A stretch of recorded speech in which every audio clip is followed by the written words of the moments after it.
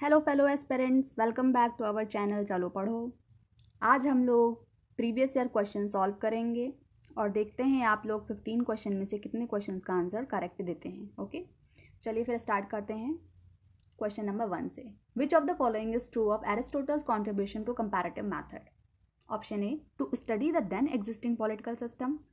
Option B, to develop an empirical science of politics. Option C, to arrive at the ideal type. Option D, to apply abstract ideas in practice. Okay, चलिए फिर answer दीजिए फटाफट से। Okay, so the answer को discuss करने के पहले हम लोग ऑप्शन चेकआउट करते हैं कि देखिए एरिस्टोटल ने कंपेयर किया था 158 कॉन्स्टिट्यूशन को, हम सब जानते हैं, इसीलिए उन्हें फादर ऑफ कंपैरेटिव पॉलिटिक्स भी कहा जाता है। सो ऑप्शन नंबर 1 जो है, to study the then existing political system, that is true. उन्होंने देन एग्जिस्टिंग पॉलिटिकल सिस्टम को स्टडी किया था, तो ये कंट्रीब्यूशन है उनका कंपैरेटिव मेथड में। Option B, to develop an empirical science of politics, that is also true. ठीक है, तो हमें दो ही ऑप्शन करने थे, तो ए बी हमारा सही है। अगर हमको मान लीजिए कि ऑप्शन ना पता हो, कुछ हमें गेस वर्क करना हो, तो हम कैसे करेंगे? हम ऑप्शन सी को भी देख लेते हैं। To arrive at the ideal type, ideal type की बात प्लेटो करते हैं। फर्स्ट ऑफ ऑल अगर हमें फर्स्ट ऑप्शन पता चल गया तो to study the then existing political system, तो हमारा ऑप्शन ए सही है, मतलब 1 एंड 2 में हमारा ए ऑप्शन है। ठीक है, अब हमें पता चल गया कि सी गलत है, तो ऑप्शन नंबर 2 इज करेक्ट। जितने लोगों ने सही किया है कमेंट में बताइएगा। ठीक है, चलिए फिर नेक्स्ट क्वेश्चन पे चलते हैं। Question number 2, Aristotle's classification of constitution was based on the categories of. ठीक है, किस कैटेगरीज पे बेस्ड था? Option 1, who rules and who benefits from the rule. Option 2, ways and means of perpetuating in power. Option 3, accepting the basic formulations of Plato's the republic. Option 4, to ensure rule of the majority. Okay, so answer करिए आप लोग। Okay, तो Aristotle ने जो हमारा constitution को जो classify किया था वो कैसे करा था? जैसा कि हम देखते हैं, उन्होंने एक कॉन्सेप्ट बताया था कि अगर 1 रूल करते हैं, ठीक है, 1 तो ढंग से बन जाओ। ओके, 1 रूल करते हैं तो वो हमारा क्या होता है? आइडियल फॉर्म में मोनार्की होता है। ठीक, इसकी परवर्टेड फॉर्म प्लेटो ने बताई है कि टायरनी हो जाती है, अगर ये इसका बिगड़ा हुआ रूप जो है टायरनी होता है। और अगर फ्यू रूल करते हैं, कुछ लोग रूल करते हैं, तो फिर क्या बताया था एरिस्टोटल ने? फ्यू रूल में एरिस्टोटल के नाम में ही छुपा है एरिस्टोक्रेसी। ठीक है, एरिस्टोक्रेसी। उसके बाद उन्होंने कहा कि अगर मैनी रूल करते हैं तो क्या है? मैनी रूल करते हैं तो वो है polity. What it is? Polity. देखिए एरिस्टोक्रेसी की परवर्टेड फॉर्म जो है उन्होंने बताई थी ओलिगार्की, और पॉलिटी की परवर्टेड फॉर्म जो है उन्होंने कहा था कि डेमोक्रेसी है। और ये भी आप जान लीजिए कि जो बेस्ट फॉर्म है अकॉर्डिंग टू एरिस्टोटल वो है पॉलिटी। ठीक है, तो इससे हमने क्या सीखा? उन्होंने बताया कि अगर 1 रूल कर रहे हैं तो हमारा क्या कहते हैं, मोनार्की होगा। फ्यू रूल कर रहे हैं एरोक्रेसी, मतलब कौन रूल कर रहा, who rules and who benefit from the rules. ये हमारा प्लेटो ने इस चीज़ की बात की थी, तो हमारा option number A is the right answer. Okay, option number A is the right answer. चलिए नेक्स्ट क्वेश्चन पे चलते हैं। Third, according to Plato justice is distribution of goods and service, burden and benefits, punishment and retribution, one man one work, one class one duty. चलिए आप लोग बताइए इसका answer.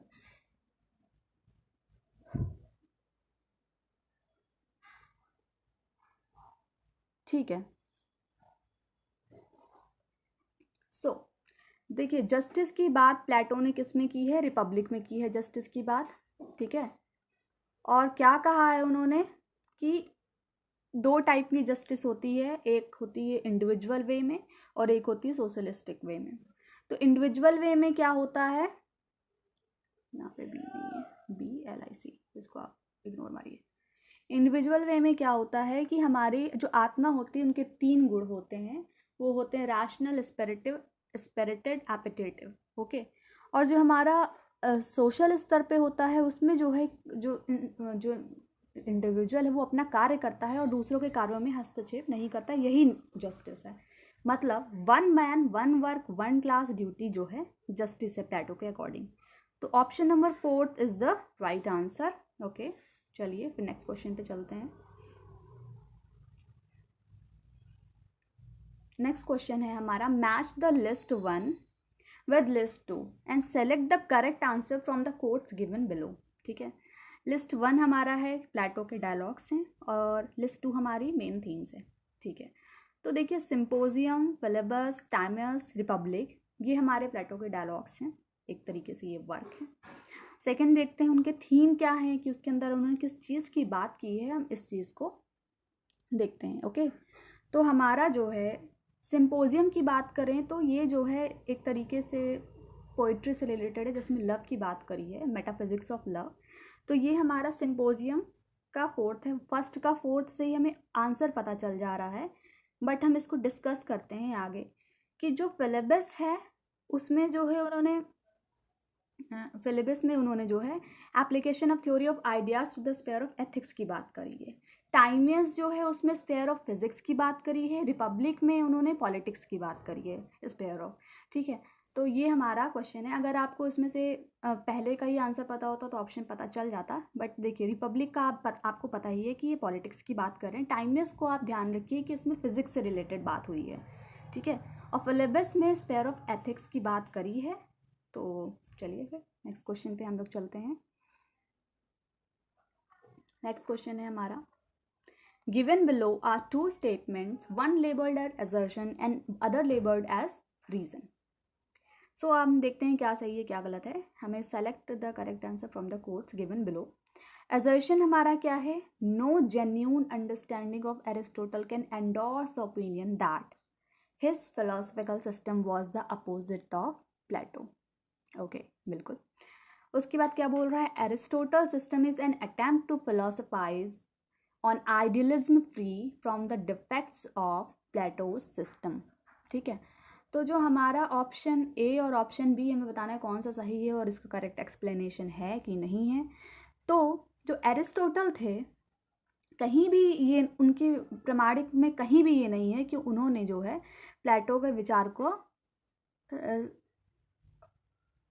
प्लेटो की विचारधारा के वो विपरीत थे। क्योंकि जो एरिस्टोटल हैं उन्होंने जो प्लेटो में आइडियलिज्म की बात थी, जो उसमें त्रुटियां थी कि आइडियलिज्म वो रियलिटी में पॉसिबल नहीं है, बस उसी को उन्होंने हटाने की बात की, उसी से उसको मुक्ति दिलाने की बात करी, उसके अलावा कोई नहीं बात करी। तो जो क्वेश्चन है, जो स्टेटमेंट है, दोनों सही है और ए और बी जो है एक्सप्लेनेशन भी है। ठीक है, तो option number 1 is the right answer. Next question पे चलते हैं हम लोग। इसमें भी हमें मैच करना है। Match list 1 with list 2 and select the correct answer from the quotes given below. List 1 and list 2 हमारा क्या है देखते हैं। पहले तो एरिस्टोटल की थ्योरी ऑफ कॉजेशन है और एक्सप्लेनेशन दिया हुआ है। ठीक है, कॉजेशन और एक्सप्लेनेशन दे रखा है और हमें इसे मैच करना है। तो ए है हमारा द एफिशिएंट कॉज, बी है द फाइनल कॉज, सी है द मटेरियल कॉज और डी है द फॉर्मल कॉज। ठीक है, और हमारा इधर दे रखा है the structure and essence of the thing, matter of which it is composed, the purpose towards which the movement is directed, the cause of motion. तो हम देखिए इसका आंसर, अब देखिए जो द एफिशिएंट कॉज है वो जो है कॉज ऑफ मोशन से रिलेटेड है। ठीक है, ए जो है हमारा वो हमारा 4th से रिलेटेड है, द कॉज ऑफ मोशन। ठीक है, और उसका जो फाइनल कॉज है बी हमारा जो है वो किससे रिलेटेड है, बी हमारा 3rd से रिलेटेड है, purpose towards which the movement is directed. As देखिए फाइनल बोल रहा है तो फाइनल मतलब कि लास्ट हमारा फाइनल पर्पस क्या है, तो हमारा ए का 3 है, बी का 3 है। द मटीरियल कॉज के बारे में अगर हम बात करें तो वो हमारा matter of which it is composed, material की बात करें कि भाई किस चीज़ से वो बना हुआ है। ठीक है, द फॉर्मल कॉज हमारा जो है वो हमारा substance and essence of the thing के बारे में डिस्कस करता है, फॉर्मल कॉज। ओके, तो this is the right answer. Next question पे हम लोग चलते हैं। विच of the following is not a source of Plato's theory of ideas. Okay. Plato's theory of ideas का इसमें से कौन सा सोर्स नहीं है, ठीक है। तो इसमें जो है Heraclitus, the notion of sphere of becoming, Antisthenes, the notion of absolute asceticism and rigorous self modification, Socrates, the doctrine of concept, Eleatics, the idea of sphere of absolute being, ठीक है। अब देखिए, अगर हमने जो है प्लेटो की थ्योरी को पढ़ा है तो हमें सोक्रेट्स से वो इंस्पायर्ड है fully, Eleatics sphere of absolute being से इंस्पायर्ड है फुल्ली, ठीक है, सोर्स है उनका। अब देखिए क्वेश्चन ऑप्शन 1 है Heraclitus, the notion of sphere of becoming. Sphere of becoming है और यहाँ पे the notion of absolute asceticism and rigorous self modification. देखिए ये कहीं पे भी प्लेटो की थ्योरी में नहीं है, this is not the source of Plato's ideas, ये सोर्स है। तो ये ऑप्शन ऑफ फर्दर नेक्स्ट, क्या पता एग्जाम में कभी कुछ ऐसा दे दें, तो इसे आप ध्यान रखिएगा। नेक्स्ट क्वेश्चन पर पहुंचते हैं। Who among the following said Aristotle's new general science of politics was not only empirical and descriptive, but even in some respect independent of any ethical purpose, since a statement might need to be expert in governing even a bad state? ठीक है, इसकी बात जो है किसने कहा, ये बात किसने कही है, आप लोग बताइए।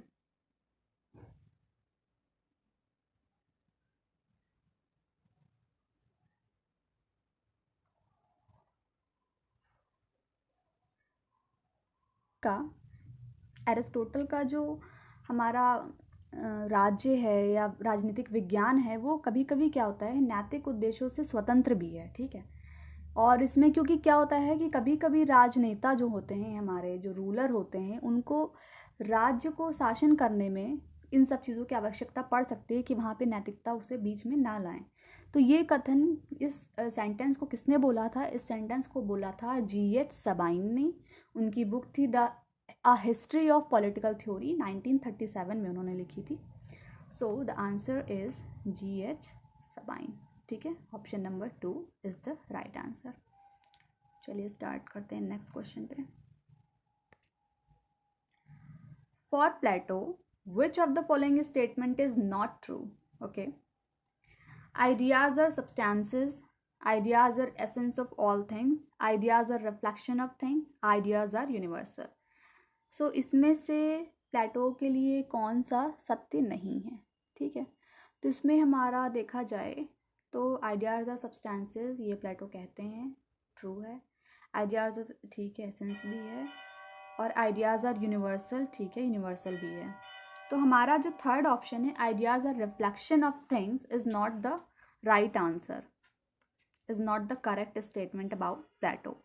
सो थर्ड वाला इज ऑप्शन सी में। ओके, देखिए अगर हमें ये पता चल गया था फर्स्ट एंड सेकंड सही है, ए एंड बी, तो हमारा फर्स्ट ऑप्शन तो कट जाता, बी भी कट जाता।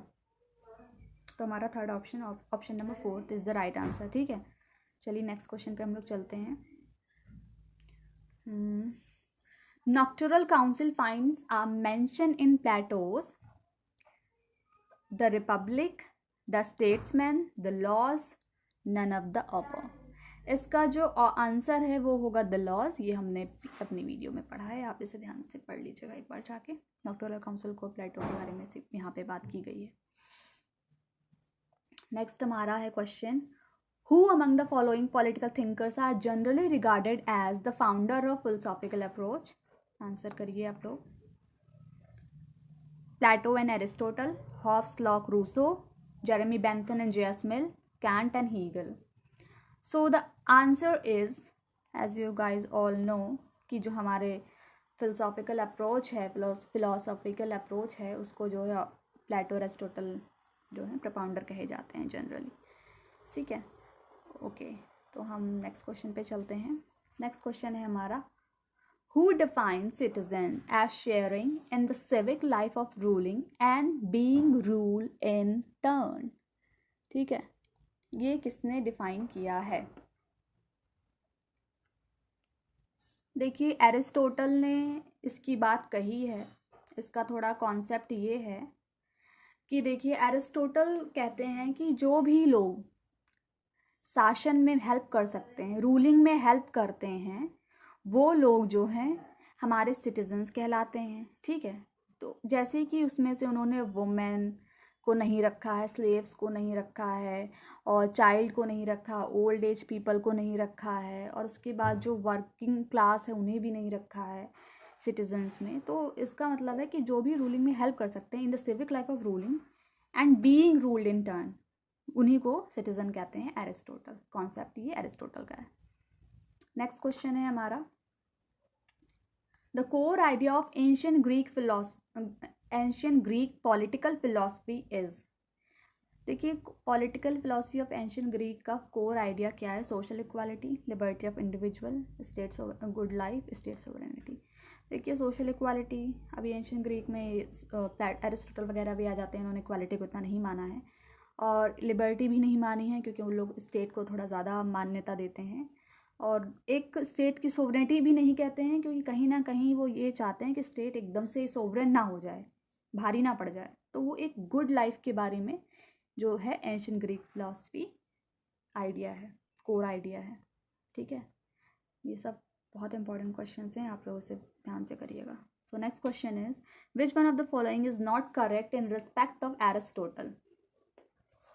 Man are by nature unequal, there is subordinator of inferior to superior, women are by nature subordinated to men, slavery is justified because it does not secure the best condition for the slave. So the option is, देखिए, men are by nature unequal, okay correct है, क्योंकि unequal हैं by nature. कुछ लोग slave बन जाते हैं जैसे कि प्रिजनर ऑफ वॉर, या जिनके पास लैक ऑफ रीज़न है, ठीक है, और कुछ लोग इन्फीरियर होते हैं, सुपीरियर के सबॉर्डिनेट होते हैं, that is also true. Women के बारे में भी उन्होंने कहा इनफर्टाइल मेल है, दैट इज़ ऑल्सो ट्रू। जो स्लेवरी है, ये वाला जो स्टेटमेंट है ये करेक्ट नहीं है, तो option number D is the right answer, और ये स्टेटमेंट जो है एरिस्टोटल से रिलेटेड करेक्ट नहीं है। ठीक है, नेक्स्ट क्वेश्चन पे हम लोग चलते हैं। Given below are two statements, one labelled as assertion और रीजन का क्वेश्चन है, ठीक है, देखते हैं। For Aristotle the authority of a constitutional ruler over his subject is quite different from that of master over his slave, because the slave is inferior from birth and incapable of ruling himself. ठीक है, this is, आप लोग answer बताइए। ठीक है, तो आप लोग आंसर बताइए। देखिए, इसका जिक्र एरिस्टोटल ने अपनी बुक पॉलिटिक्स में करा है, और ये सही है कि जो एरिस्टोटल हैं उनके लिए authority of constitutional ruler over his subject is quite different from the master over his slave. ठीक है, ये दैट इज़ ट्रू, क्योंकि जो स्लेव हैं वो इन्फीरियर होते हैं बर्थ से ही अकॉर्डिंग टू एरिस्टोटल, और वो इनकेपेबल ऑफ होते हैं रूलिंग के हिमसेल्फ के, क्योंकि उनके अंदर लैक ऑफ रीज़न होता है। तो option number A is the right answer, both statement are correct and R is the correct explanation of A. Okay, next question पे चलते हैं। This one is the last question. Okay, last question वही था, चलिए ठीक है। Thank you so much for the watching. I hope कि आपको ये वीडियो अच्छी लगी हो। हम इस सीरीज़ को कंटिन्यू करेंगे, हमने इसमें 15 क्वेश्चंस किए हैं, and we will discuss further more questions. Please like, subscribe and comment. Thank you so much.